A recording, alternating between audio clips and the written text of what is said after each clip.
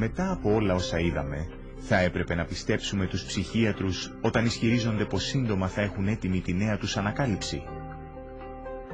Κι αν η ψυχιατρική δεν έχει αποτελέσματα, τι κάνουμε?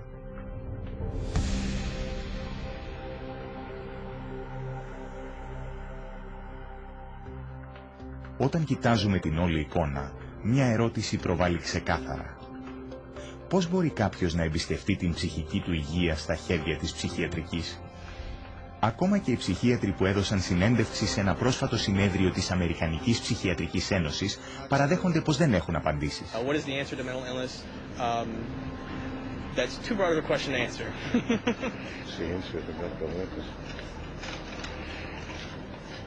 I don't think there are any answers to mental illness. You still need a better answer than the one we have now for mental illness? I can't even understand the question. There's no real answer. You can't. These are like chronic problems. You can't just cure somebody. Αφού η ψυχιατρική δεν έχει τις απαντήσεις, πώς θα φροντίσουμε για αυτούς που έχουν πραγματικά και σοβαρά ψυχολογικά προβλήματα? Στην πραγματικότητα υπάρχουν πολλές απαντήσεις, αλλά ποτέ δεν θα τις ακούσετε από ψυχίατρους που συνταγοδοτούν ψυχοτρόπα. Μια λύση ήταν το Project Σωτηρία, που δημιουργήθηκε το 1971 από τον Dr. Loren Moser, που τότε ήταν επικεφαλής ερευνητής σχιζοφρένειας στο Εθνικό Ινστιτούτο Ψυχικής Υγείας. Loren Moser developed this program, through NIMH, to look at this because they were starting to have in the research a debate about whether the medications were actually being helpful or whether they were actually causing some problems. They would create a community-based center where people diagnosed with schizophrenia could go. It was going to be non-drug oriented because he didn't believe that psychiatric drugs were the answer to schizophrenia. It provided a place to where there could be people there who would be supportive and be there during the time they have a crisis. Instead of medicating them, be there with them and help them through it. Και τα αποτελέσματα ήταν συγκλονιστικά. Οι κάτοικοι του Σωτηρία τα πήγαν πολύ καλύτερα και είχαν πολύ λιγότερες επανεισαγωγές από τους ομοιοπαθείς τους οι οποίοι έπαιρναν φάρμακα. Η επιτυχία του οίκου Σωτηρία απέδειξε πως η κατανόηση και ευσπλαχνία μπορούσαν να ανακουφίσουν την ψυχική αναταραχή πολύ καλύτερα από την ψυχιατρική θεραπεία και χωρίς τις δυσάρεστες παρενέργειες. Αλλά παρόλα αυτά, η ανακάλυψη του Dr. Moser σύντομα απορρίφθηκε τελείως από την ψυχιατρική κοινότητα που ήταν πλήρως εξαρτημένη από τα ψυχοτρόπα φάρμακα και τα χρήματα των φαρμακευτικών. Το 1998, στην επιστολή παραίτησής του προς την Αμερικανική Ψυχιατρική Ένωση, ο Dr. Moser έγραψε: «Η ψυχιατρική έχει εξαγοραστεί σχεδόν ολοσχερώς από τις φαρμακευτικές εταιρείες. Παραβλέπουμε και προωθούμε την ευρεία χρήση και κατάχρηση τοξικών χημικών που γνωρίζουμε πως έχουν σοβαρές μακροπρόθεσμες συνέπειες. Είναι η ψυχιατρική μια απάτη όπως ασκείται σήμερα? Δυστυχώς, η απάντηση είναι ως επιτοπλίστων ναι». When people ask me about aren't there more places to get this type of treatment and why is biopsychiatry kind of taken over? If they were effective, why did they go away? And I really think that it goes back to the question of money. Από τη μία πλευρά, η πολιτική πίεση που ασκείται από το ψυχιατρικό κατεστημένο και από την άλλη η έλλειψη χρηματοδότησης κάνουν μέρη σαν το Σωτηρία να σπανίζουν, αλλά μπορούν να βρεθούν και οι πραγματικά διαταραγμένοι μπορούν και πράγματι αναρρώνουν. Αλλά τι γίνεται με τα συνηθισμένα ψυχικά ή συναισθηματικά άγχη όπως η κατάθλιψη ή οι αλλαγές διάθεσης? Χωρίς να χρησιμοποιήσουμε ψυχιατρική, πώς μπορούμε να τις θεραπεύσουμε?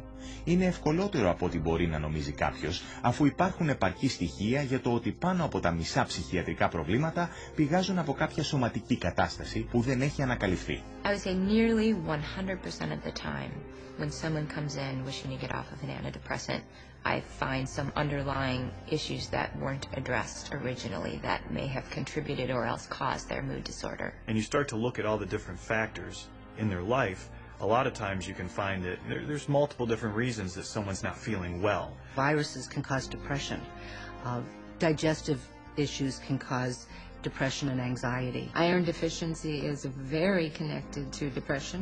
One of the effects of pesticide poisoning is depression. Little children, if they get a streptococcal infection, can become obsessive and compulsive.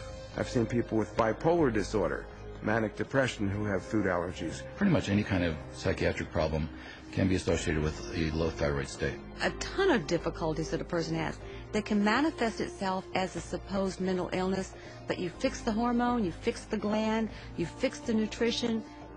Miraculously, you can also fix the quote-unquote mental illness. Why a psychiatrist cannot get to the root of a person's problem, that's the million-dollar question. I have absolutely no idea. They could. They learn it in school. They could just as easily run a blood test as I could run a blood test. They could run all the diagnostic tests I can. They study anatomy, physiology, pathophysiology. They just choose on their own to treat symptoms. Και τι γίνεται με τους άλλους των οποίων το ψυχολογικό πρόβλημα δεν οφείλεται σε κάποιο σωματικό πρόβλημα? Divorcing parents, a change in babysitters, moving in the middle of a school year. Those can cause disruptions in the normal flow of sitting in a class and paying attention. Good things are seen as stressful as bad things. Buying a house can be as stressful as losing a house. Getting married can be as stressful as getting divorced. But it may be some situational anxiety, situational depression that would have resolved on its own years ago. And the patient's been on medicine for years. Well, it is ridiculous to think that normal depression or grief from normal life circumstances should be treated with medication. We didn't think this way before we had them, because people just took it for granted that life was difficult at times. It was stressful, painful, and, difficult emotions, be they anger, pain, sadness, grief. All these things are normal reactions, and to cover that up with medication is really to turn your back on what makes us human beings, which is our emotions. Φυσικά, σοβαρά ψυχικά προβλήματα μερικές φορές απαιτούν τη βοήθεια των άλλων. Αλλά λόγω της υπέρογγης οικονομικής ισχύως των φαρμακευτικών που διατηρούν πληρωμένους ψυχίατρους καλά εδρεωμένους σε θέσεις επιρροής απέναντι στο κοινό, τα μέσα μαζικής ενημέρωσης και τον υπόλοιπο ιατρικό χώρο, η μόνη θεραπεία που θα ακούσετε ποτέ είναι τα ψυχοτρόπα. Αλλά υπάρχει κάτι που μπορεί να κάνει ο καταναλωτής. Να επιμένει για μια πλήρη και ακριβή συμφωνία κατόπιν ενημέρωσης για τα ψυχοτρόπα φάρμακα. Informed consent boils down to the patient must be told about their diagnosis and what the risks and benefits and alternatives are to the treatment. Risks and benefits and alternatives to the treatment, risks, benefits and alternatives to not treatment. Από τι συνίσταται η πλήρη συμφωνία κατόπιν ενημέρωσης για τα ψυχοτρόπα? Πρώτον, οι ψυχιατρικές διαταραχές δεν είναι πραγματικές ασθένειες που απαιτούν ιατρική θεραπεία. Δεύτερον, δεν υπάρχει επιστημονική απόδειξη ότι τα ψυχοτρόπα φάρμακα επιλύουν ή θεραπεύουν ψυχικά προβλήματα. Τρίτον, τα ψυχοτρόπα αποκρύπτουν συμπτώματα με σοβαρές βραχυπρόθεσμες και μακροπρόθεσμες παρενέργειες. Τέταρτον, τα ψυχοτρόπα φάρμακα μπορούν να προκαλέσουν εξάρτηση και εθισμό. Πέμπτον, τα περισσότερα ψυχικά προβλήματα προκαλούνται από μια σωματική ασθένεια. Έκτον, όσο σοβαρή κι αν είναι η συναισθηματική ή η ψυχολογική κατάσταση, υπάρχουν πολλές αποτελεσματικές επιλογές που δεν προϋποθέτουν ψυχοτρόπα φάρμακα. Δυστυχώς, αυτά τα σημεία σπάνια λέγονται στους ασθενείς. I have over 2,000 clients, and I can honestly say 100% of them that have come to me, it has either been suggested that they take psychiatric drugs or they actually have taken them. And probably 70 to 80% have actually fallen into the trap and taken the psychiatric drugs because they didn't know what else to do. 50% of patients who are not treated for depression come out of it on their own without any therapy. Okay, that's never on an informed consent, but it is a fact. So, there's never a full informed consent. Αλλά η αλήθεια βγαίνει στην επιφάνεια. Σήμερα, 14 νόμοι των ΗΠΑ